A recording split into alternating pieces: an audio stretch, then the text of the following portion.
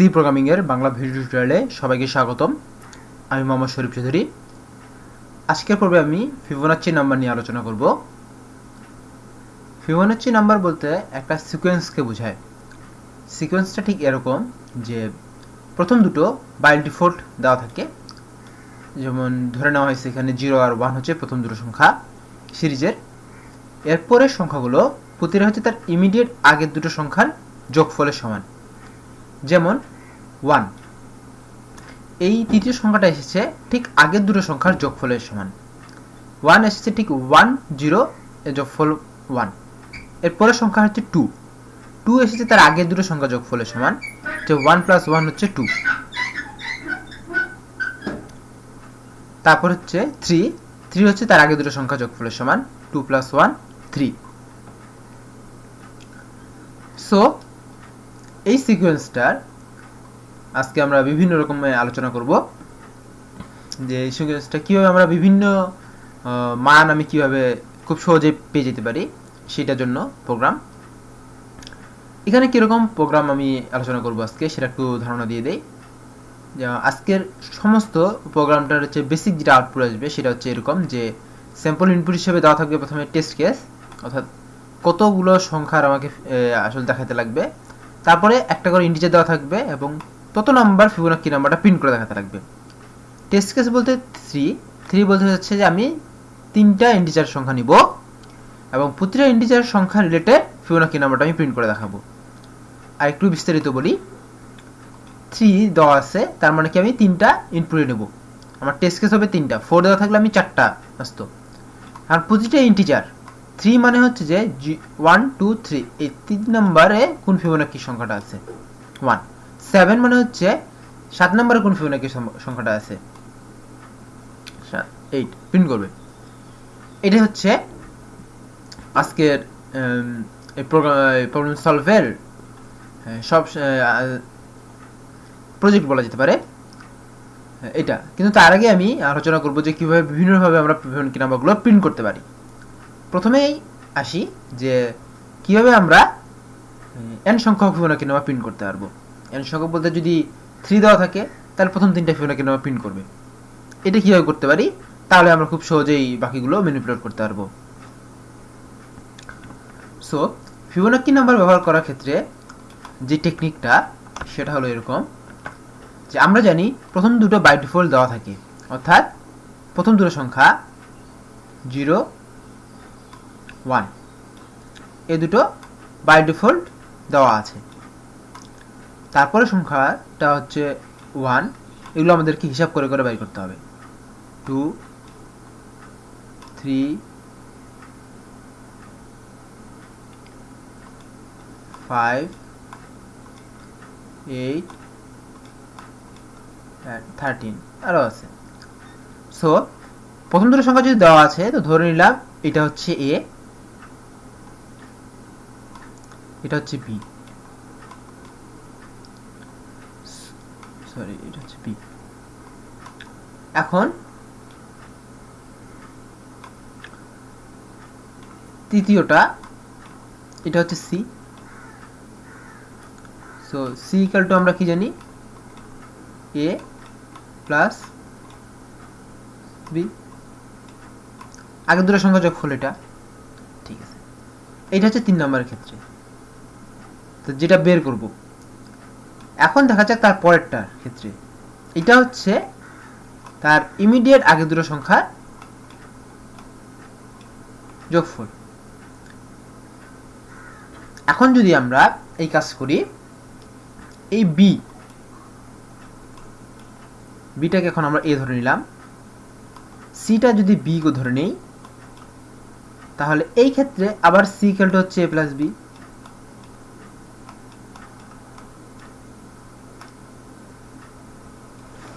আবার C equal two হচ্ছে এ plus B. আবার পরেরটার ক্ষেত্রে এবার এটাকে যদি আমি এখন আবার এই বিটাকে আমরা ধরে নিব এ, সিটাকে ধরে নিব বি। সো পরেরটার ক্ষেত্রে আবার C equal to A plus B আসবে।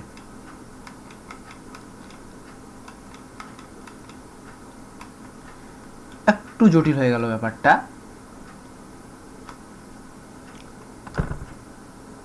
আমি একটু পরিষ্কার করে বলি।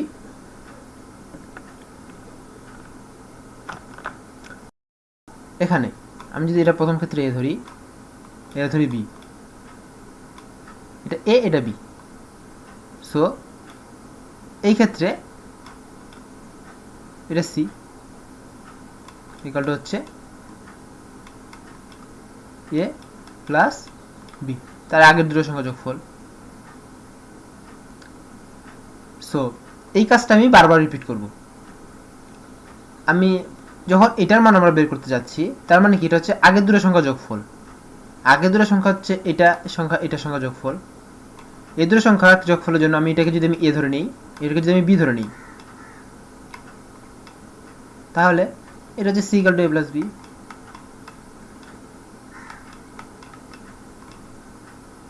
এই সূত্র দিয়ে আমরা চালিয়ে নিতে পারতেছি। মানে বারবার কি করতে হবে যে প্রথম ক্ষেত্রে যখনই আমরা একটা সি এর মান পেয়ে যাব, এই মানটা যখনই পেয়ে যাব, তখন এই মানগুলো আমাদেরকে আপডেট করে দিতে লাগবে। এই মানটা পেয়ে যাওয়ার পর তখন কিন্তু আমার এই মানটার আর কোনো দরকার হচ্ছে না, কারণ পরের সংখ্যাটা বের করতে এ দুটো সংখ্যা লাগবে, এটা দরকার হবে না। সো এটাকে আমরা এ করে দেবো, এটাকে বি করে দেবো, তাহলে আবার এটা সি এর মান বের পেয়ে যাব।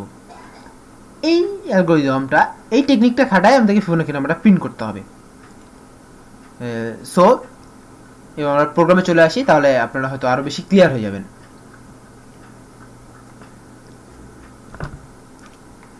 প্রথম ক্ষেত্রে কি বলেছি যে আমরা n সংখ্যক করব।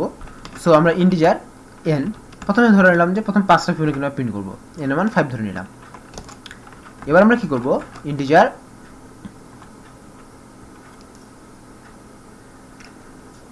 i নিচ্ছি লুপ ঘোরানোর জন্য। সো লুপ ঘোরানোর জন্য নিচ্ছি, তো লুপটা কবার ঘুরবে, n সংখ্যক বার, যেহেতু আমরা n সংখ্যক ফিবোনাকি নাম্বার প্রিন্ট করব। সো এতটুকু লিখে দিই, for i equal to 1 i less than equal to n i plus plus, এর মানে হচ্ছে যে লুপটা n সংখ্যক বার ঘুরবে এবং প্রতি ক্ষেত্রে কি করবে, একটা ফিবোনাকি নাম্বার প্রিন্ট করবে। আচ্ছা, সো এখন আমরা কি করব,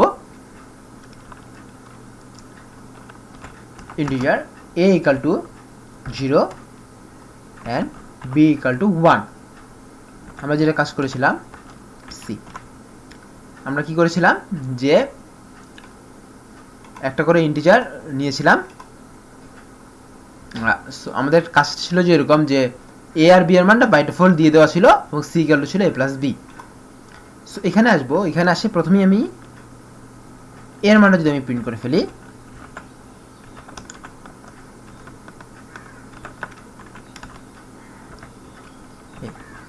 প্রিন্ট করে ফেললে কি হলো, প্রথমে আমি ফিবোনাকিটা প্রিন্ট করলাম। সো এরপরে আর এর আমার কোনো দরকার নেই।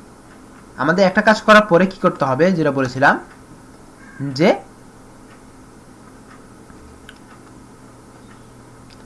সি এর মানটা করে দিতে হবে a প্লাস বি, সি এর মানটা a প্লাস বি হবে, বি এর মানটা a এর মানটা হবে b এর মান এবং b এর মানটা হবে c এর মান। এই কাজটা কিন্তু আমি করেছিলাম। আমি প্রথমে এটার কাজ করলাম, এটার মান আমি প্রিন্ট করে ফেললাম। সো এরপরে কিন্তু এটা আমার কোনো দরকার নেই। এরপরে আমাকে কি করতে হচ্ছে, এটা আমি এ ধরছি, এটা বি ধরেছি, এটা ধরেছি সি। সো পরের কাজটা হচ্ছে বি এর মানটা কি করে দেওয়া, এটার মানটা এ করে দেওয়া, এটার মানটা বি করে দেওয়া, যার ফলে আমি এই মানটা বের করতে পারি। এই কাজটা আমি করেছি, তখন কিন্তু আর এটা দরকার নেই। ঠিক আমি এই কাজটাই করেছি। এরকম করলে n সংখ্যক ফিবোনাকি নাম্বার প্রিন্ট হয়ে যাবে। সো আমি প্রোগ্রামটা যদি এবার রান করি,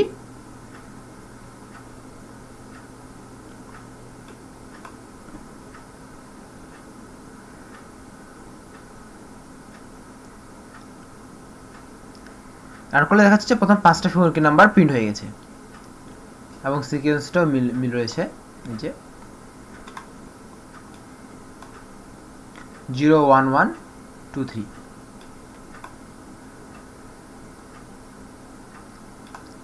আচ্ছা, এবার আমি একটু অ্যাডভান্সে আসি। যদি এখানে প্রথম 5টা প্রিন্ট করতে বলা হয়েছে, যদি এরকম বলা থাকে যে 50-এর মধ্যে কতগুলো ফিবোনাকি নাম্বার আছে, সেক্ষেত্রে যদি বের করতে পারি যে 50-এর মধ্যে ফিবোনাকি নাম্বারগুলো কি কি, সো সেখানে আমি n = 50 ধরে নিলাম। সেক্ষেত্রে আমার টেকনিকটা এরকম হবে, যতক্ষণ না পর্যন্ত ভাই আমাদের কাজটা কি, যতক্ষণ না পর্যন্ত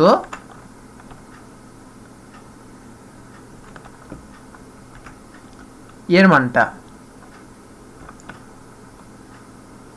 যতক্ষণ না পর্যন্ত 50-এর নিচে অথবা সমান থাকবে ততক্ষণ পর্যন্ত কিন্তু কাজটা করবে। এতটুকু করলেই কিন্তু হয়ে যাবে।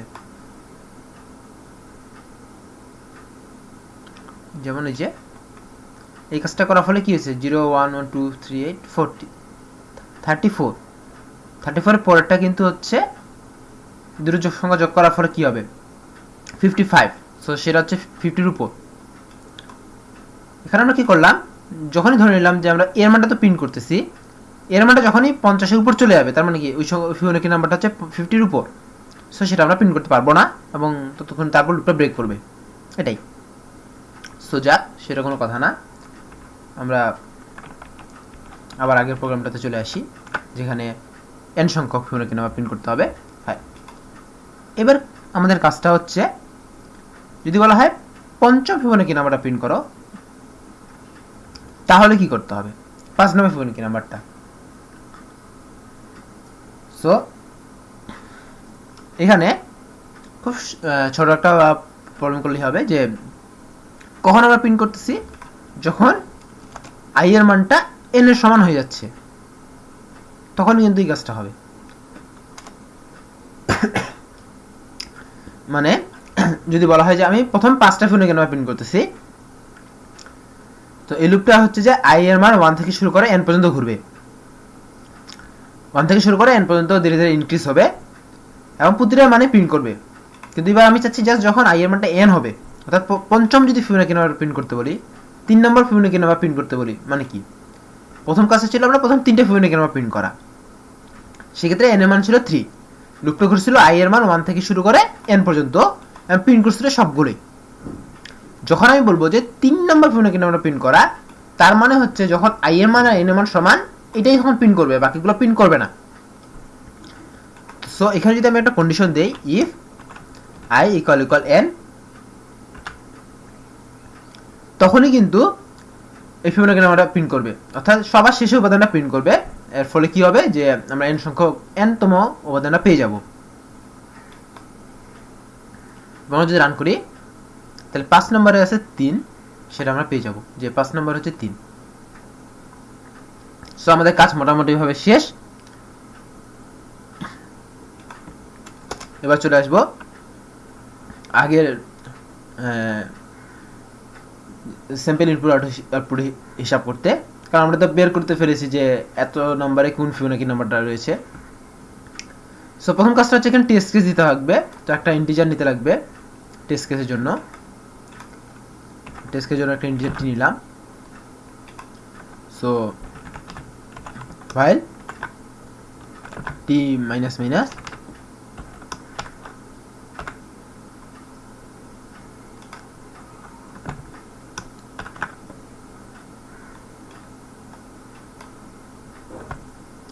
ফাইলটি --, এই কাজটা করবে এবং প্রতি ক্ষেত্রে যেটা হবে যে স্ক্যানএফ করে আমাদেরকে n এর মানটা নিতে লাগবে।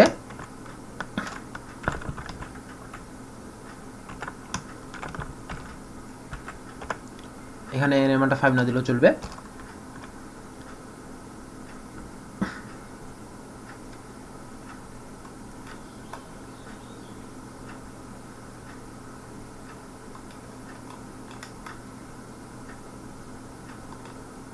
আরেকটি কাজ করতে হবে, সেটা হচ্ছে যে প্রতিবারই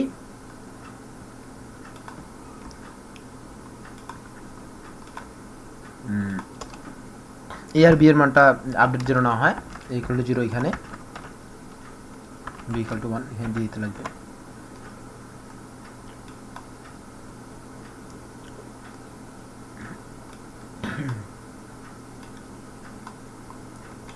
আমরা এই স্যাম্পল ইনপুট দেখে আউটপুট দিই, আগে চেষ্টা করি।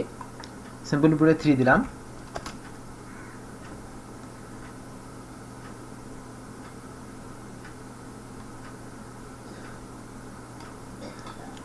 প্রবলেমটা হয়েছে এখানেই যে আমরা টি এর মানটা ইনপুট হিসেবে নিইনি।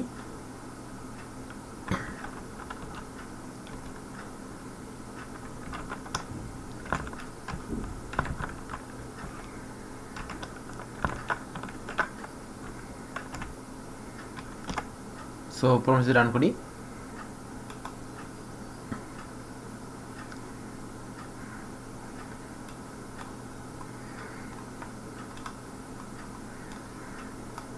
প্রথমে টেস্ট কেস 3, তারপর হচ্ছে প্রথমে দিলাম 3, এর জন্য মান হচ্ছে 1, তারপর দেব 4 2 7 8 এসেছে। বাট সমস্যার কারণ আমাদের ঠিক মতো আমরা এখানে নিউ লাইন দিতে দেইনি, এখানে একটা করে নিউ লাইন দিতে লাগবে। তাহলে মোটামুটিভাবে আমরা প্রোগ্রামিং কন্টেস্টে সাবমিট করার মতো পজিশনে চলে আসছি।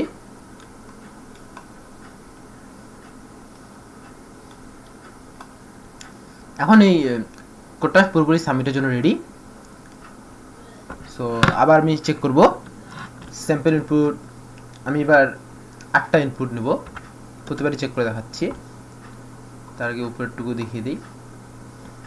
প্রথমবারের জন্য 3 এর জন্য 1, 4 এর জন্য 2, 7 এর জন্য 8।